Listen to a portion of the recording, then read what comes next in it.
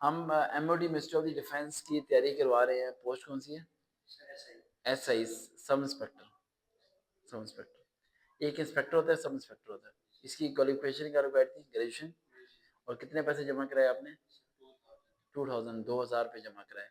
और ऑनलाइन चलान आया और आपने जमा कराए, और जिसमें काफ़ी लड़कियों और लड़कों ने जमा कराए, बहुत ज़्यादा बच्चों ने, एक तादाद से ज़्यादा तादाद है। मैं अगर मोबाइल में चेक करूँ तो मेरे पास पता नहीं कितनी स्टेज पड़ी हुई है उस टाइम चलान्स की, जो उन्होंने सेंड की थी। और जैसे ये पैसा हर थ्रू से जमा हो रहा था, 1 बिल के थ्रू। अच्छा, ये जॉब्स आई, ये पीपीएससी के थ्रू है, पीएससी के थ्रू है? हैं? एनटीएस है। मैं आपसे पूछ रहा हूँ ना, आपने अप्लाई किया तो एमओडी की वेबसाइट से अप्लाई किया था ना? ये मिनिस्ट्री ऑफ डिफेंस जो है ना, इसकी सैलरी सबसे ज़्यादा होती है, पता है आपको? मिनिस्ट्री ऑफ डिफेंस के अंडर फोर्सेस आती हैं। क्या आती हैं? फोर्सेस के डिपार्टमेंट्स आते हैं। ये फेडरल जॉब है। क्या है? फेडरल जॉब है, ठीक है।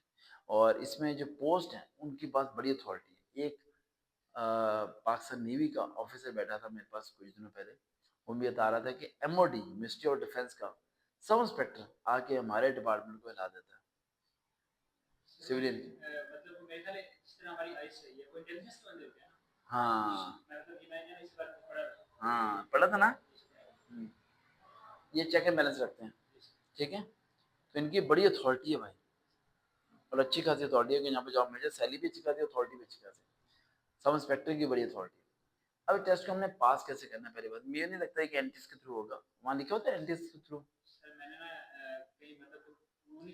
नहीं, इनकी चलान अजमान नहीं, अप्लाई आपने एनटीएस के थ्रू किया, एमओडी के थ्रू किया?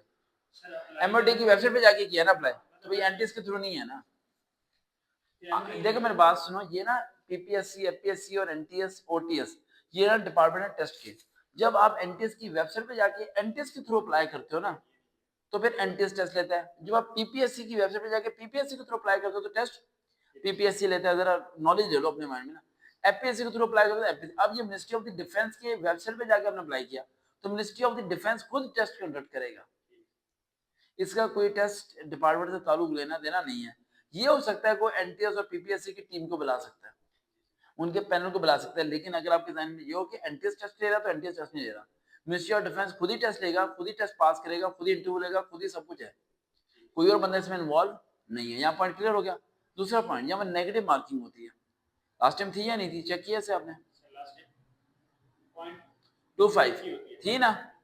थी ना? हाँ, देखा ना। अब ये रिवाइज हो रहा है सारा टेस्ट, लास्ट जो मैंने तैयारी की। 0.25 नेगेटिव मार्किंग है, मतलब 4 आपके एमसीक्यूज गलत हुए तो 1 नंबर आपका गया, और 100 नंबर के एमसीक्यूज आने। उसके बाद मैंने आपको टेस्ट के बारे में कुछ और गाइड किया था कि पहले रिटन एमसीक्यूज टाइप होगा, उसके बाद डिस्क्रिप्टिव टेस्ट होगा। हाँ, ऐसे राइटिंग होगा, इंग्लिश उर्दू दोनों में होगा। उसमें ला वाले क्वेश्चन, उसके बाद आपका क्या होगा? इंटरव्यू होगा, उसके बाद जाके मेडिकल होगा। ये 4 तरीके हैं जहाँ से आपको गुजर के जाना है। मैक्सिमम बच्चे डिस्क्रिप्टिव टेस्ट के अंदर क्या होते हैं? फेल होते हैं, क्योंकि उन्हें डिस्क्रिप्टिव टेस्ट की कॉल ही नहीं आती। डिस्क्रिप्टिव टेस्ट के लिए आप फॉल नहीं करेंगे, आपको कॉल आएगी।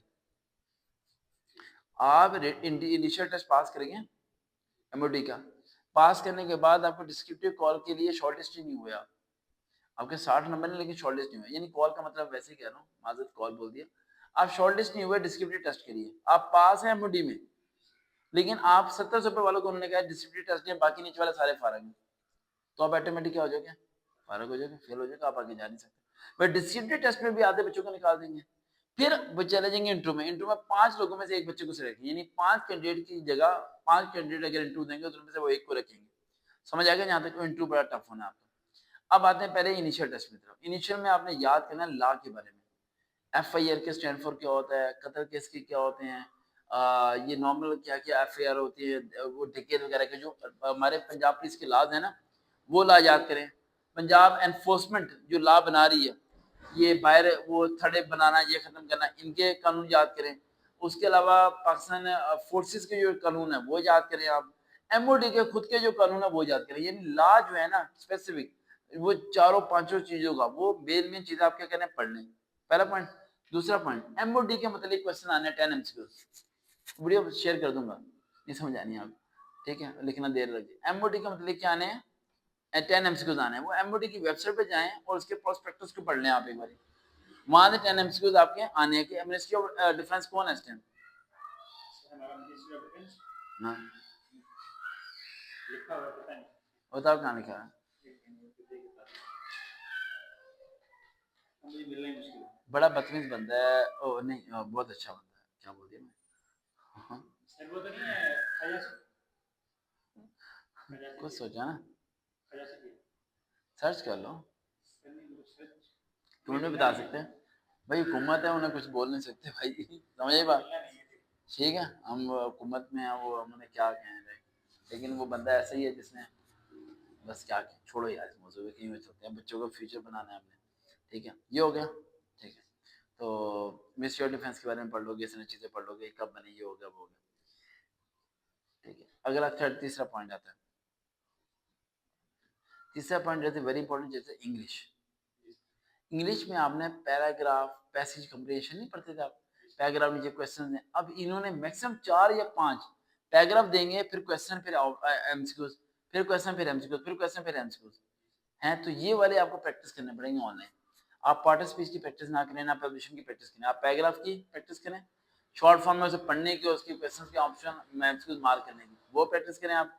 दूसरा मैंने आपको बताया कि आप एमओडी के बारे में क्वेश्चन पढ़ें, और तीसरा लॉ के बारे में पढ़ें। अभी ये 3 होमवर्क है आपके लिए, ये 3 होमवर्क अगर आप कर ले तो मैं आपका टेस्ट ले लेता हूँ।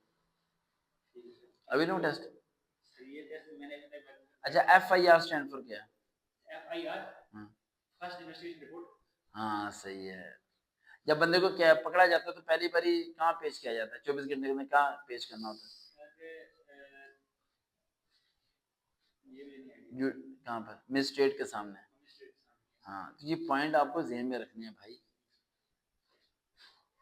अभी एंटी एनफोर्समेंट फोर्स हुई है भर्ती, उसमें काफ़ी लड़कियां लड़के मेरे माशाल्लाह हुए हैं। ठीक है, तो पैरा फोर्स में बहुत स्टूडेंट हुआ है। ठीक है, पता नहीं कितनी फोर्सेस बन गई हैं भाई, अल्लाह भला करे। देखते ना, चलो हम करें, दोबारा मुलाकात होगी।